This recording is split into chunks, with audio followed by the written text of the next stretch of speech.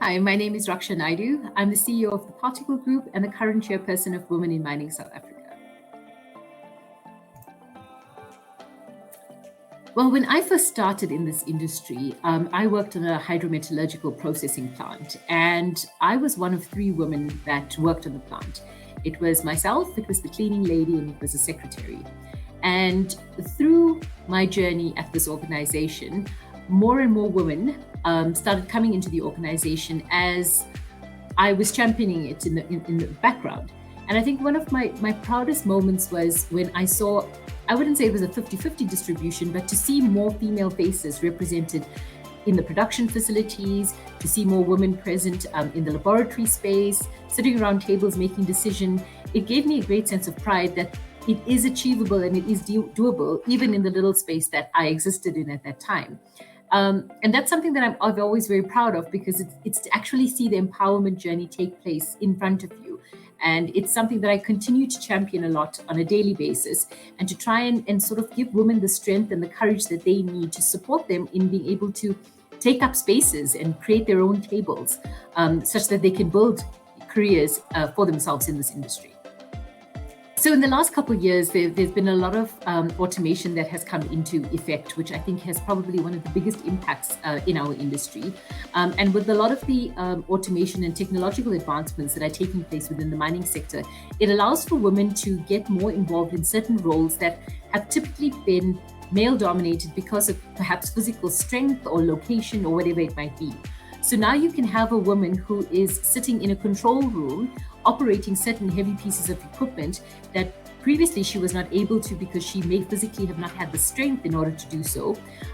There's also so many advancements that are happening in terms of, creating safer environments for women to be in safer spaces, such that a woman who is still heavily pregnant can be sitting in a safe, enclosed control room or office environment and still conducting very detailed mining engineering work or geology work or whatever it might be, without now the barrier of, oh, I am pregnant and therefore I can't be in the space to do X, Y, and Z.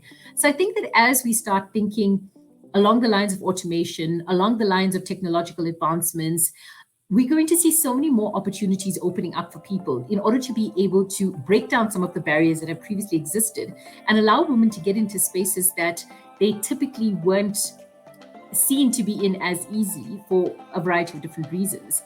And I think that as we continue to do this and as we continue to embrace these changes that exist in these spaces from a technology perspective, it will see a lot of the barriers and a lot of the parity issues also start to make a transition in that space. I think that women bring with them a very different perception, perspective, a different way of thinking, and a different manner in which we apply certain technological changes, knowledge changes, all sorts of things. So it's not just about the mining industry. It then becomes about every industry coming together in order to make this just transition happen smoothly. And I think that we need to start having conversations and include the right stakeholders around the table. And I think that one of those strategies is the female voice and the female perspective that needs to be incorporated a lot more from early on in the process, as opposed to once it's further down the line and just from an implementation stage. So my advice to any young woman in this industry is that don't be fooled. It is difficult, but you can do it and you can achieve whatever you put your mind to. There are many days in which it's going to be overwhelming, it's going to be terrifying, and you're going to want to crawl under a table and cry your eyes out. Do that. If you need to do it, do it. You need to vent.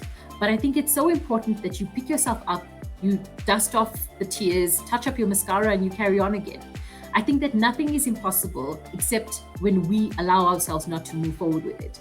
And I've said it so many times, and it's such a cliche these days as well out there, that the greatest superpower that we as women have is our superpower that lies within us. It's a strength that we have in ourselves that we probably don't give ourselves enough credit for. So my advice to any young woman is, as much as it might be difficult in these industries we find ourselves in, the reward is far greater. Put your head down, work harder than anyone else. Try and build that sense of support and structure around yourself to help you navigate through the difficult days and the challenging days, but never ever give up, because you can definitely do it.